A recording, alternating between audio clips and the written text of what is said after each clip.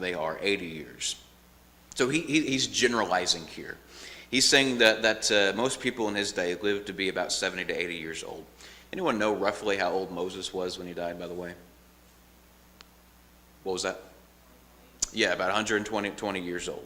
So he was a bit of an exception.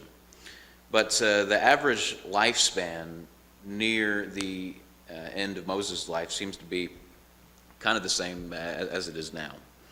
But the point is that 70 to 80 years in retrospect is not that long of a time. But look at the third line of verse 10. He says, "Yet their boast is only labor and sorrow." So they boast as if they're going to live forever, even though they're only going to live a good 70 to 80 years. And that their boasting is only labor and sorrow. It's all vanity, as Solomon would say. And why is it vanity? Last line of verse 10. "For it is soon cut off, and we fly away." To say that we fly away is interesting imagery, especially in the Old Testament, where there's really not a whole lot said about the afterlife. But we can see from here and other places that life after death was an understanding even in the in older times. In verse 11, there is another reminder of the wrath of God. And this all leads up to verse 12. The previous things were all motivators for us to number our days. Remember, unlike us, God is everlasting, verses 1 and 2. Unlike us, time is nothing to God, verses 3 and 4.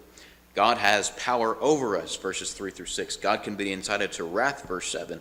We each have our secret sins, verse 8. The days of our lives are brief, verses 9 and 10. The power of God's wrath is unknowable, verse 11. So he's factoring in all of those things. He's looking at all those things. And now he says, "So teach us to number our days, so that we may gain a heart of wisdom."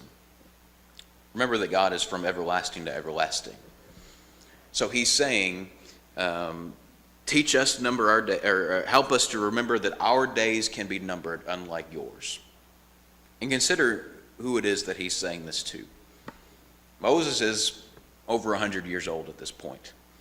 He is living with the knowledge that he is not going to be able to enter into the promised land. What does that mean? What's going to happen to Moses? Is God going to let Joshua lead Israel into Canaan, and then Moses is going to go back to Midian to be a shepherd? Those days are over. He's not going back to Midian. Moses will have accomplished everything that Yahweh had planned for him. And he is now facing the reality that his days in particular are numbered. He knows that death is to come upon him soon. So he's saying, "God, I know that my days are short, so help me to number them. Help me not to cling to this earth and to this life."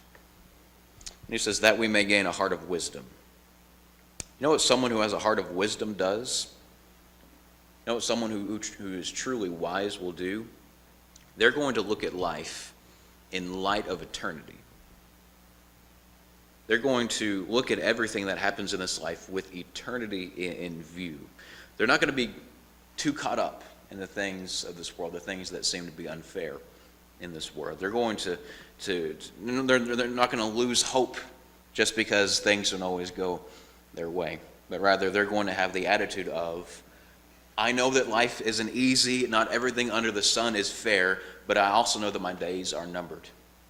And that after my time is up, that life will be cut off and I will soon fly away." You see, what Moses is really telling us here is how to view life correctly. How to view life correctly. How to deal with disappointment. How to deal with what seems to be unfair. How to deal with your own mortality. You do so by numbering your days and looking ahead. And that's when you know that you are truly a wise person. Whenever you don't let the mundane things of life or even the weightier things of life get you down, because you are viewing life with eternity in view. All right? It's like we sang the song, this world is not our home. Right. That's really hard for most to really contemplate. Right. Because all we've ever known is this world. Yeah. And so it's a real challenge. Right. A lot of individuals see it. We're just passing through. And we're going home. We're not there yet. Right. This place is not home. It seems often the case that the only time that we think about the fact that this world is not our home is when we're singing that song. We sing that song and then we leave, and then we act as if this world is our home. But we need to we understand that we are just pilgrims in this life and on this earth, just passing through. All right, that's really the core of the psalm. Any other questions, any other comments through verse 12?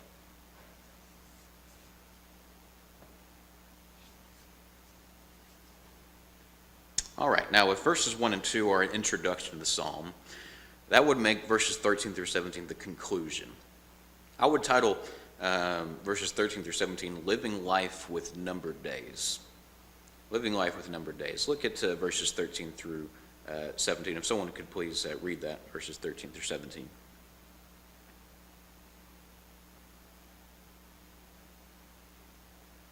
Return, O Lord, how long, and have compassion on your servant. O satisfy us early with your mercy, that we may rejoice and be glad all our days. Make us glad according to the day in which you have visited us, the years in which we have seen you. Let your work appear to your servants, and your glory to their children. And let the beauty of the Lord our God be upon us, and establish the work of our hands for us. Yes, establish the work of our hands. All right, so Moses says in verse 13, return, O Lord, or return, O Yahweh. What's he saying here? Is he asking God to come down and speak with him again?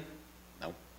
Is he prophetically looking ahead to when Christ is going to have a second, when he's going to come again and asking him to have a speedy second coming? No. This phrase is a common phrase throughout the Psalms, really throughout all of the poetic sections of the Bible. And it is a request for God to reverse the present circumstances. To request for God to reverse the present circumstances. In fact, look back at verse 3, and the same phrase is used, but God was speaking to men. It says, you turn man to destruction and say, return, O children of men. So he was asking men to change from their vain, boastful ways because the time which God is unaffected by is sparse for them. Well, what circumstances would Moses want reversed here? Well, notice that a lot of this psalm up to this point has been somewhat negative. He said, God turns men for destruction, verse 3. He can carry them away like in a flood, verse 5. He can cut them down like their grass, verse 6. That they had been consumed by his anger, in verse 7. That they had sins to bring before him, in verse 8. That their days had passed away in his wrath, in verse 9, that they had boasted in their very few days, in verse 10, that the magnitude of his anger is unknowable, in verse 11. So all of those things are again shown in a negative light. So now he's saying, return, O God, return, O Yahweh, and change that. And change all that. Now that we're looking at life correctly, now that we are numbering our days, notice the following verses. Verse 13, we desire your compassion.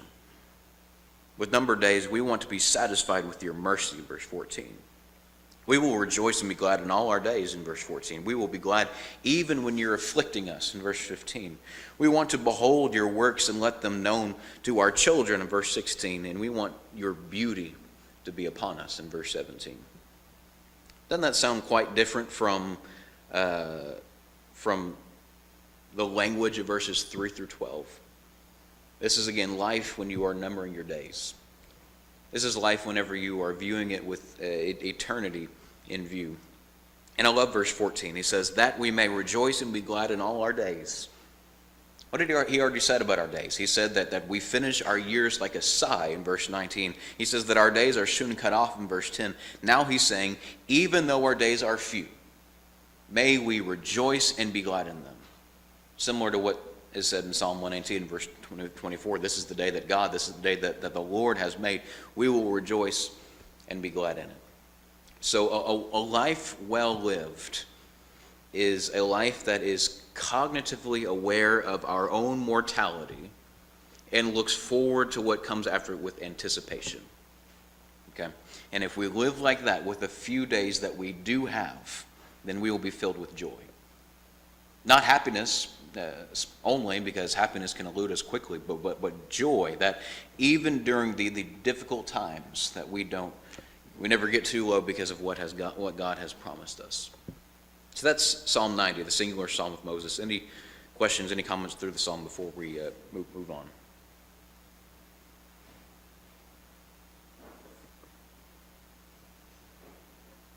All right, I got through this a little quicker than I thought I might, but we're going to make a couple points of application, and then we will end. First of all, relating to the background of the psalm, just how was it that we handle disappointment? How do we handle disappointment? How bad does that get to us? If you really think about it from a logical standpoint, disappointment should be expected at any moment, because it is unreasonable to think that everything is always going to go the way that you want it or the way that you think it will. So because disappointment is such a sure thing, how do you handle it? Do you let it get to the point where you want to give up? I hope all of us, like Moses, can still come back from disappointment and recognize that God is still God and that he is still good. Because though Moses was disappointed, after he numbered his days, he was able to come out of that situation with rejoicing and gladness from verse 14. Other points I've got comes from Ephesians chapter 5 and verse 16. Going to verse 15 of Ephesians 5, Paul there says, "See then that you walk circumspectly, not as fools, but as wise, redeeming the time because the days are evil." Then he's, that's verses 15 and 16. Redeeming the time because the days are evil. All right? So redeem the time because why? Because, as Paul said, the days are evil. Because in every day there is temptation, and evil has the opportunity to abound in your life. But also from what we see from Psalm 90. We redeem the time that we have because our days are relatively few. We don't have all the time in the world. We generally only have 70 to 80 years, and James would put it this way. He would say that our life is like a vapor. In what way? Because it's here for a little while, but as soon as it's here, it's already vanishing away. James 4 and verse 14. Whenever we consider the brevity of life, we begin to be motivated to do something with it. But if we're not careful, hours, days, weeks can go by where outside of Sunday and outside of Wednesday, God doesn't even begin to cross our minds. The sacrifice of Jesus doesn't cross our minds. God's word and the standard that he has set for us, those things don't even begin to be a serious thought for us. We get so busy with our routines, whatever you're focused on in life right now. Getting an education, acing your classes, going to work, getting ahead in the business field, or even the things that really aren't all that important but are more time wasters. Sometimes those things can begin to take priority in our lives. And the more that happens, the more that we come closer to idolatry. Because idolatry, in its simplest definition, is anything that takes the place of where God ought to be. But if we're numbering our days, if we're viewing life in light of eternity incorrectly, then we ought to begin to see that we really don't have any time for idols. Not only do we generally only have about 70 to 80 years, but we're also not promised another moment. Accidents happen. Health fails. The Lord could return at any moment. Yes, our days are few, and I think we generally all understand that, but your days could even be fewer than you think. So redeem or work urgently during that time that you do have. Most importantly, make sure that you've got a good relationship with the Lord because of the brevity of life. Because the only reason that Moses could accept the fact that he wouldn't enter the promised land, and the fact that his days were numbered and that life itself would soon be cut off for him, is because he was faithful. Otherwise, there would be no rejoicing. Otherwise, there would be no gladness. I don't know how these folks who deny the reality of God, I don't know how they cope with things. I really don't. I don't know how they get through the difficult parts of life, thinking that there isn't an end to things, or there isn't something after this life. I just cannot tap into that mindset. If God wasn't as good as he is to us, then there would be no hope. We wouldn't want to number our days. This life would be all that there is. But for the faithful, a rest remains when this life is cut off and we fly away. And I hope that the faithfulness of Moses here can be said of each of us. You know, folks, that's really all I got from this psalm. Any other questions, any other comments before we close?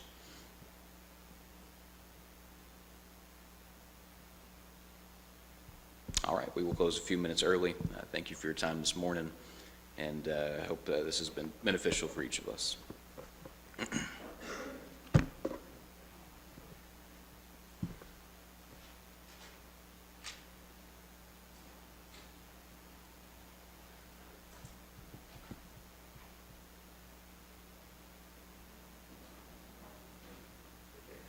Yes, sir.